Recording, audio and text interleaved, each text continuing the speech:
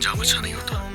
ये इंतजार है। तसव्वुर करो उसे डेट करेंगे तो कैसा रहेगा। मेरे एक सेकंड कजन के दोस्त का पड़ोसी बुराक के साथ ऑक्सफोर्ड में पढ़ता था और उसने कहा कि वो वहाँ एक लड़की का दीवाना हो गया था। मैं इसे जोड़ दूंगी। अगर मैंने इसे हासिल कर लिया तो मैं जानती हूँ घर जा रही हूँ। हया कहाँ है? वो चली गई। तकरीबन 1 घंटे पहले। मुझे उसकी जरूरत है, हमें उसकी जरूरत है। खैर वो यहाँ नहीं है, बस वो उठी और किसी को बताए बगैर चली गई। हया तो बिल्कुल ऐसे काम करती है जैसे कि ज़ॉम्बी। वो अपनी डेडलाइन मुकम्मल करने के लिए पिछले 3 दिनों से अपनी मेज पर ही सो रही है।